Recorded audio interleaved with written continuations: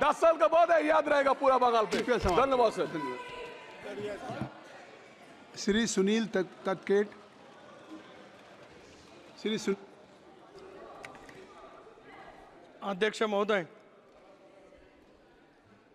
18वी लोकसभा अस्तित्वात आल्याच्या नंतर राष्ट्रपती महोदयांनी जे आपलं अभिभाषण केलं त्या आभाराच्या प्रस्तावाला अनुमोदन देण्यासाठी राष्ट्रवादी काँग्रेस पक्षाच्या वतीने मी या ठिकाणी उभा आहे।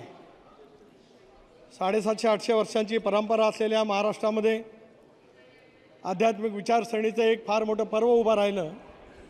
ज्ञानोबा तुकारामांची पालखी निघत राहिली आणि आज पंढरीच्या पांडुरंगाचं दर्शन घेण्यासाठी जे लाखो वारकरी जातात त्या माझ्या लाखो वारकरी बंधू भगिनींना माझ्या मनापासूनच्या हार्दिक शुभेच्छा आहेत।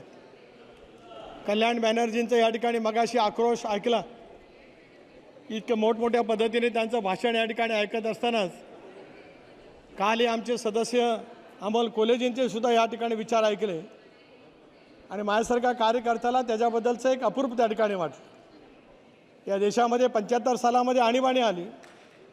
आणीबाणीच्या नंतर या देशामध्ये जयप्रकाश नारायण यांच्या नेतृत्वाखाली एक सर्व पक्ष एकत्रितपणाने आले।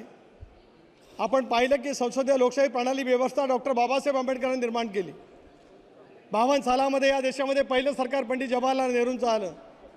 52, 57, 62 ज्या कालावधीमध्ये 30 कोटी जनता त्या कालावधीमध्ये होती। पंडित जवाहरलाल नेहरूंच्या बद्दलचा अतीव आदर माझ्यासारख्या कार्यकर्त्याच्या मनामध्ये नक्कीच त्या ठिकाणी आहे। पण त्या कालावधीमध्ये सोशल मीडिया नव्हता, त्या कालावधीमध्ये इलेक्ट्रॉनिक मीडिया नव्हता, लिखित मीडियाच्या वरती सुद्धा खूप मर्यादा होत्या। त्यांना 3 वेळेला त्या ठिकाणी पंतप्रधान म्हणून काम करण्याची संधी मिळाली। इंदिराजीसुद्धा 3 वेळेला पंतप्रधान झाल्या, पण आणीबाणीच्यामुळे त्यांना पराभूत व्हावं लागलं। नरेंद्र मोदी साहेबांनी 62 वर्षाच्या प्रदीर्घ कालावधीनंतर या देशातल्या 140 कोटी जनतेचा विश्वास संपादन केला आणि 62 वर्षानंतर पहिला प्रथम सलग 3 वेळेला पंतप्रधान होण्याचा बहुमान नरेंद्र मोदींना मिळाला। त्याचा पोटशू या प्रत्येकाच्या मनामध्ये निर्माण झाल्याचं एक चित्र त्या ठिकाणी पाहायला मिळू शकतं आहे। अनुभवलं आपण आणीबाणीच्या कालावधीच्या नंतर या देशामधलं 34 रणशिंगाचं सरकार कुणी त्यावेळेला पाडलं। 1989 सालामध्ये चंद्रशेखरांचं सरकार आलं, कुणी पाठिंबा काढल्यामुळे ते सरकार त्यावेळेला गेलं। 5 वर्षाची संसद असावी असं डॉक्टर बाबासाहेब आंबेडकरांनी घटनेमध्ये दिलं। ज्या घटनेच्या बद्दल वेगळ्या पाहिजेचा विचार या ठिकाणी निर्माण करण्याचा प्रयत्न त्या ठिकाणी केला जातो आहे। त्यावेळेला ही सरकार अडीच वर्षामध्ये कुणी त्यावेळेला बरखास्त करण्याचं पाप त्या ठिकाणी केलं। आज कल्याणजी तुम्ही या ठिकाणी बोललात का तृणमूल काँग्रेसची स्थापना तुम्हाला करावी लागली। होय, हा सुनील तटकरे कोलकात्याला ज्या वेळेला प्लॅनरी सेशन झालं होतं त्याला उपस्थित होता। ममता बॅनर्जींनी स्वतःचा पक्ष त्या कालावधीमध्ये काढला, काँग्रेस पक्षाच्या हुकुमशाहीच्या विरोधामध्ये काढला। आज त्यांच्याच मांडीला मांडी लावून बसत भारतीय जनता पक्षाच्यावरती तुम्ही टीका टिप्पणी करण्याचा प्रयत्न करतात। तुम्हाला पक्ष काढण्यासाठी वेळ ज्यावेळेला आली त्यावेळेला भारतीय जनता पक्षामुळे आली नाही, काँग्रेसच्या नेतृत्वामुळे तुम्हाला त्यावेळेला स्वतंत्र पक्ष त्या कालावधीमध्ये काढावा लागला। विसरता येऊ शकत नाही। होय, मी राष्ट्रवादी काँग्रेस पक्षाचा संस्थापक सदस्य आहे। श्रद्धेय पवार साहेबांच्याबद्दलचा आदर आहे, ते दैवत आहेत। पण आम्हाला सुद्धा 99 सालामध्ये कोणाच्यामुळे राष्ट्रवादी काँग्रेस पक्ष स्थापन करावा लागला हा इतिहास कधी कोणाला विसरता त्या ठिकाणी येऊ शकत नाही। आज तुम्ही टीका टिप्पणी केलीत। डी राजाजी या ठिकाणी राजा आहेत, हे राजाजी कनिमोळीजी आहेत। मागच्या वेळेला त्या वाक्यावरती मी बसलेलो होतो। त्यांचा आक्रोश, त्यांचा युक्तिवाद माझ्यासारख्या कार्यकर्त्यांनी पाहिला। 2G स्कॅममध्ये ज्या पद्धतीने त्यांना अडकवण्याचा प्रयत्न केला त्याला कोणाचं सरकार या देशामध्ये होतं? UPAचं सरकार होतं। त्या सरकारमध्ये तुम्ही त्या ठिकाणी मंत्री होतात। गेल्या वेळेला तुमचा युक्तिवाद या ठिकाणी मी ऐकला। कनिमोळीजी तुम्ही सुद्धा अनेक वर्ष त्या ठिकाणी आत राहिलात। आमच्यासारख्या कार्यकर्त्याच्या मनामध्ये सुद्धा आक्रोश त्या कालावधीमध्ये होता आणि आज भारतीय जनता पक्षाकडे आपण बोट दाखवण्याचा त्या ठिकाणी त्यांनी ते प्रयत्न करतात। इंडिया अगेन्स्ट करप्शन कुणी सुरुवात केली? आज कोणाच्या सोबत तुम्ही त्या ठिकाणी बसलेला आहात? स्वतःच्या बद्दलची भ्रामक कल्पना मनामध्ये ठेवत नरेंद्र मोदी साहेबांचे काही या जगाच्या वाटेवरती मिळवलेलं आहे त्याच्याबद्दलचा पराकोटीचा द्वेष ज्याला निर्माण होतो त्याच्यातून आशावादीच्या भावना निर्माण झाल्याचं एक विदारक चित्र त्या ठिकाणी त्यानिमित्ताने पाहायला मिळू शकतं आहे। आज का आपण अनुभवतो? नरेंद्र मोदी साहेबांनी गेल्या 10 वर्षामध्ये जगामध्ये देशाची प्रतिष्ठा वाढवण्याचा प्रयत्न केला। मी ज्या मतदारसंघातून अध्यक्ष महोदय येतो तो रायगड लोकसभा मतदारसंघ। छत्रपती शिवाजी महाराजांनी हिंदवी स्वराज्याची स्थापना केली।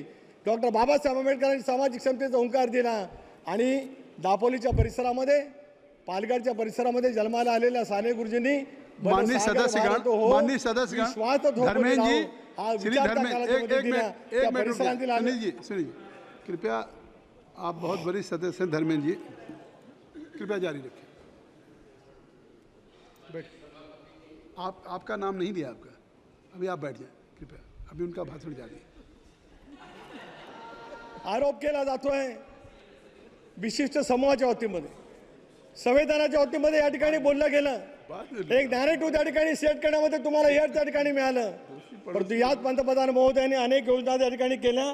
पंतप्रधान आवास योजना असेल, जलजीवनची मिशन असेल, आयुष्यमान भारतची योजना असेल, शेतकरी सन्मान योजना असेल, उज्ज्वला गॅस योजना असेल, कोणा एका धर्मासाठी केलेलं नाही।